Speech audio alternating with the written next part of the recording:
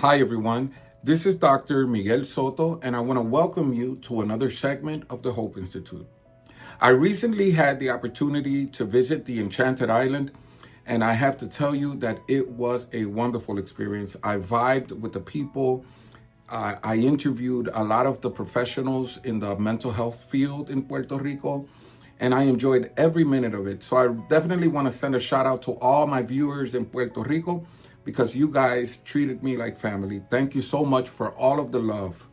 Today's episode is going to be about narcissistic traits and narcissistic behavior. So it's about narcissism.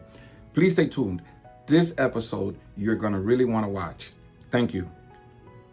Did you know that studies estimate between 0.5% and 5% of the general population has narcissistic personality disorder, but up to 75% of people show some narcissistic trait?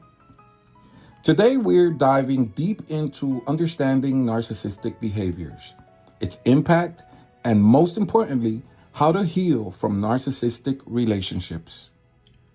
Clinically, narcissistic personality disorder, NPD, is a complex mental health condition characterized by grandiosity, a constant need for admiration, and a lack of empathy. Typically, in everyday life, we hear the term narcissist used more broadly.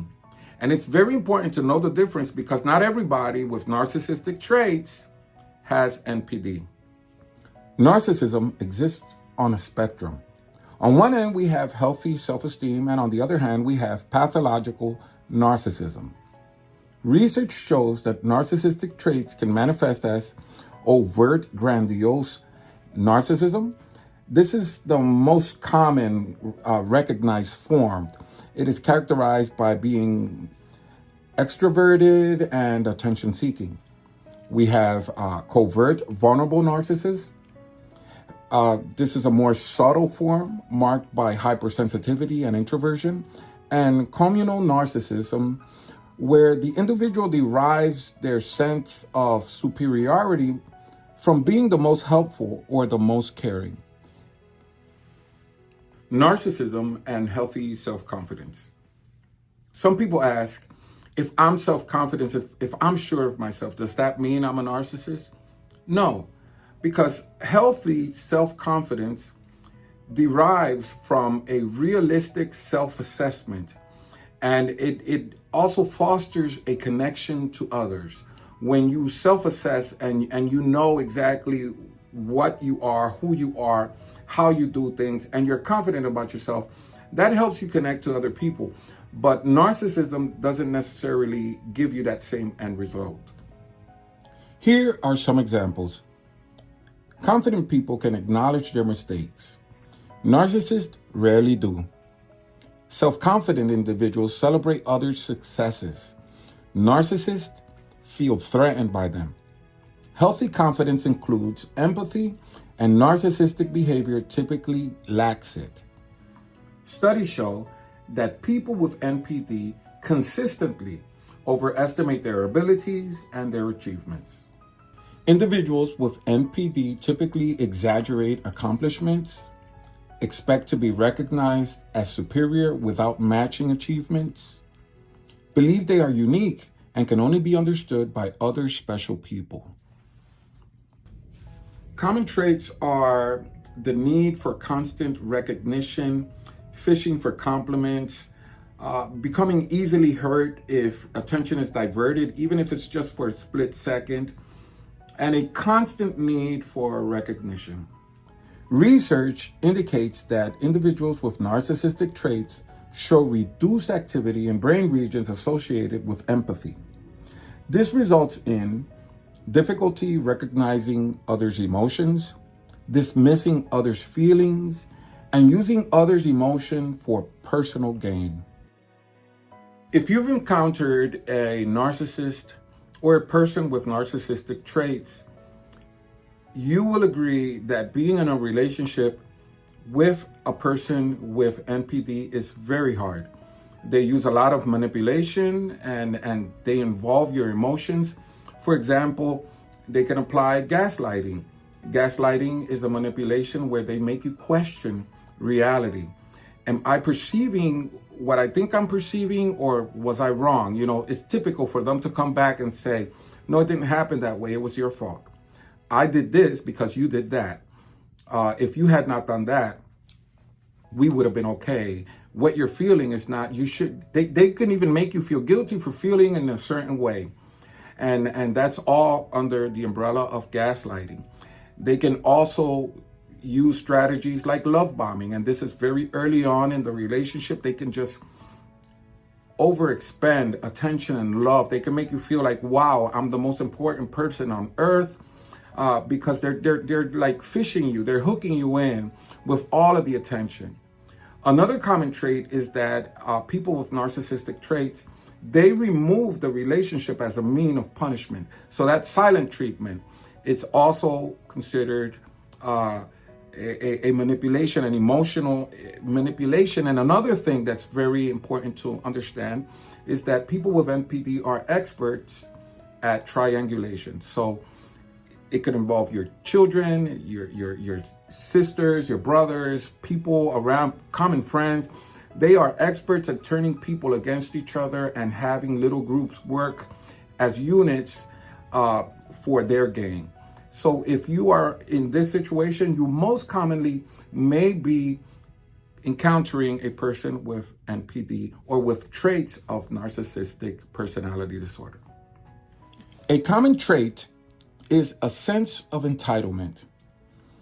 This can manifest as an unreasonable expectation of favorable treatment. If it's a man, it's the man who thinks he's God's gift to women. If it's a woman, she's the princess that you have to cater to and give her everything. She's the center of the world. He's the center of the universe. And it's just unreasonable. It's an expectation that they should and deserve, and they're entitled to that treatment. They take advantage of other people. And this is common in narcissistic traits. Expecting immediate compliance with their expectations. That's another one of the traits. And reacting with rage when denied their demands. And again, during this cycle, during these moments, they can use a wide range. Like I said before, they can remove the relationship and give you a silent treatment and not talk to you for 2 weeks and then show up. And it's just a drama. It's this big drama that happens when you deal with a person who feels that they are entitled to a certain type of treatment because they are superior. I really wanted to talk about this because a lot of people don't recognize the impact of being in a relationship or encountering a person with narcissistic traits. It could be in a intimate relationship. It could be a boss. It could be somebody at work. But encountering them on a daily basis does leave residuals that really impact individuals. Some of them are a decreased self-esteem, and this is reported by 80% of survivors. You can experience trust issues in future relationships, difficulty maintaining boundaries, and chronic stress and anxiety. There are many more effects of encountering a person that displays narcissistic traits. When I say encountering, I want to really highlight that because I'm not only talking about intimate relationships. You can find people that are directly related to you at your job that you have to spend the 8 hours with. It could be a boss. It could be a professor. It could be anybody. But a person with narcissistic traits impacts you and and the experience can result in complex PTSD, chronic anxiety and depression, a lost sense of self, and difficulty regulating your emotions. So if you have encountered somebody or have had that experience for a prolonged period of time, please know that there is recovery possible. There is hope. There is a way to survive the impact of a narcissistic relationship. Your recovery could be supported by individual therapy, support groups, educational resources, and self-care practices. During the recovery process, it is advisable for you to build self-awareness. And this includes recognizing manipulation tactics, understanding your own triggers, developing emotional intelligence, and practicing self-validation. Your recovery could be supported by individual therapy, support groups, educational resources, and self-care practices. If you are dealing with narcissistic behavior in your life, remember, you are not alone. At the Hope Institute, we offer specialized support for individuals affected by narcissistic relationships. Visit hopeworldinstitute.com to learn more about our services. Don't forget to like, and please subscribe to our channel and follow us on TikTok, Instagram, or YouTube for more information. Remember, you are not alone.